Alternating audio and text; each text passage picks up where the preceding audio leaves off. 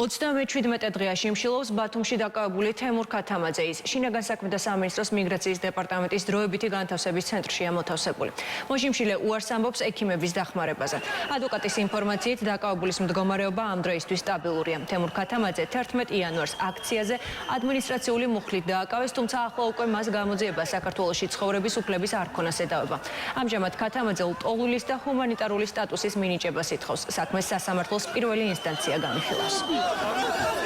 ის განაგრძობს საკუთარ უფლებებისთვის ბრძოლას და მან ბოლოს გუშინ მიმართა სასამართლოს და სწორედ ამ ლტოლვილის და ჰუმანიტარული სტატუსის მინიჭების მოთხოვნით სანამ აღნიშნულ საკითხზე არ იქნება საბოლოო გადაწყვეტილება მიღებული სასამართლოს მხრიდან, მისი გაძევების საქმის წარმოება შეჩერებულია. კვლავ აგრძელებს შიმშილობას და უკვე 15 თებერვლიდან ის უარს ამბობს ყოველგვარი სამედიცინო გამოკვლევების ჩატარებაზეც, რადგან სწორედ 15 თებერვალს ის პირველად გადაიყვანეს სამედიცინო დაწესებულებაში ჯანმრთელობის მდგომარეობის შემოწმების მიზნით და მიუხედავად მისი მოთხოვნისა, რომ დარჩენილიყო კლინიკაში მუდმივი მეთვალყურეობის ქვეშ, ამაზე მას უარი ეთქვა და აბრუნეს დროებითი მოთავსების ცენტრში და ამის გამო ის უკვე პროტესტს გამოთქვამს და უარს ამბობს მინიმალური სასიცოცხლო პარამეტრების შემოწმებაზეც, რაც ამ დღეების განმავლობაში დროებითი მოთავსების ცენტრში უტარდებოდა.